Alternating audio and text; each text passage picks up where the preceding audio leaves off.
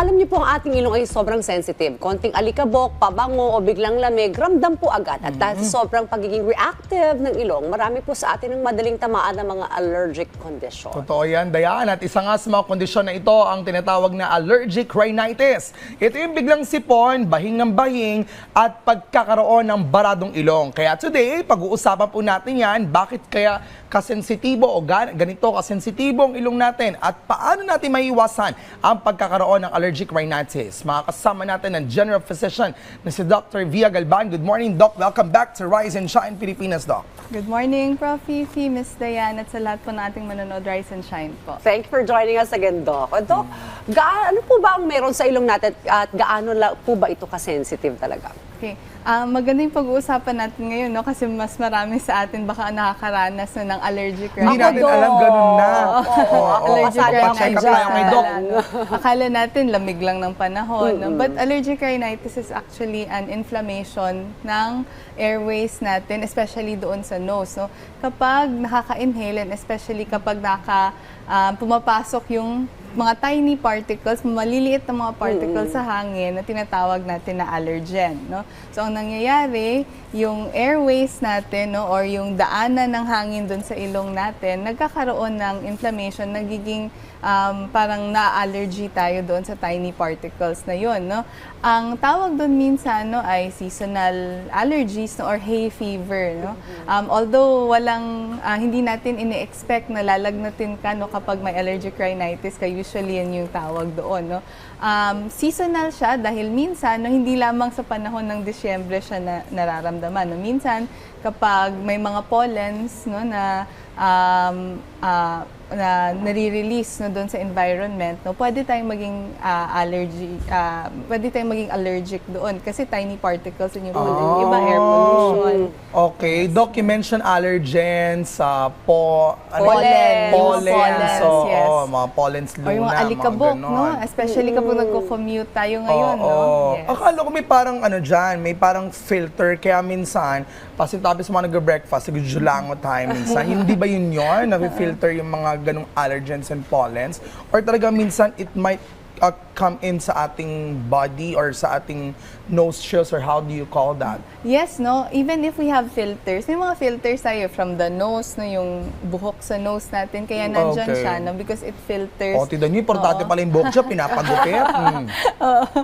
Important yun actually, no? Kasi pinifilter niya yung air, no? Napapasok doon sa airways Okay. natin, no? However, no? Yung allergies kasi, pag nakakome in contact yan dyan sa ating daluyan ng hangin, no, pwedeng mag-release yung tinatawag natin na histamine. Okay. Yun yung nagko-cause actually ng mga sintomas ng allergic rhinitis, no, tulad ng runny nose, no, minsan makati, sobrang kati ng ilong natin, no, nababahing because of that. Pag sunod-sunod yung bahing, pwede na bang tawagin na allergic rhinitis yun? Ba, pagising sa umaga, natching na isa, naging 20 na. Tapos sinipon ka na ng bongga. Oo. Usually, yung allergic rhinitis, napapansin natin yan kapag nagigising tayo, no? Kasi yung differences, another trigger for that is yung differences ng temperature, no? So, kung napapansin natin, no, kapag umaga na, kapag nagiging warm na yung temperature, no? Na-trigger yun actually. Or, di kaya, no, mga 6 p.m. ng hapon, no, kapag nag-shift na naman yung temperature from warmer to colder, that can be a trigger also ng allergic Ay, rhinitis. kung pag gano'n, nanghihina pa ako. Iba-iba yung temperature ba? Ang lamig dito sa room, biglang lalabas ka, ang init talaga. Pwede, yes. Panghina rin yan. Oh, especially dun sa mga mag-travel abroad. No, one time I traveled abroad, it was winter, no. Hindi ako sanay sa differences ng temperature. Pwedeng ma-trigger actually. Okay. Yung mga pabango, sigarilyo, kakaibang amoy, nagtitrigger din ito, Doc? Yes, that's another trigger. Especially kapag sobrang allergic mo, no, or very atopic ka, no, or meron kang mga ibang condition tulad ng asthma. Kasi nga it's an inflammation, no, nagre-react yung daluyan ng hangin natin doon sa mga triggers niya, no, yung mga alikabok, pwedeng pabango, sigarilyo, dust, no, na air pollution na nararamham natin. Ako, Dok, lagi yung ganyan kasi yung buhok ko nilalagyan ko ng ano yan. Powder. Powder. So, That's minsan yung malalaglag.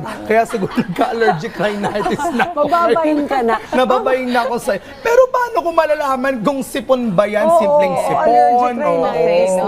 na. That's a very good question. Paano mo ba malalaman if allergy siya or it's something allergic or viral, no?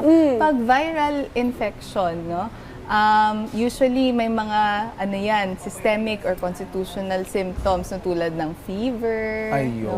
Minsan, usually ayun talaga yung pagkakaiba nila. Hindi tayo nag-expect ng fever sa Allergic rhinitis. And minsan, no, kapag kunyari, no, grabe yung allergies natin, minsan napapansin natin medyo pumupula or nagda-darken dito natin. Or merong pain, no? Akala natin sakit ng ulo lang, pero dito especially sa sinuses natin, this part, no? Okay. May pressure at pain na pwede tayong maramdaman. Ayun. So those are the difference. Okay, ano naman pong common ways to manage allergic rhinitis? Okay, so for allergic rhinitis, no, dun muna tayo sa lifestyle related, no, or mga home remedies na nakikita natin. Number 1, no, ugaliin natin na mag-observe pa rin ng proper hygiene, so maligo, no, if kaya nating twice a day maligo, no, para mawala yung mga allergens sa katawan natin. That's important, no. We also avoid touching the face, especially kapag hindi malinis yung kamay natin, no, because that can be a trigger, no.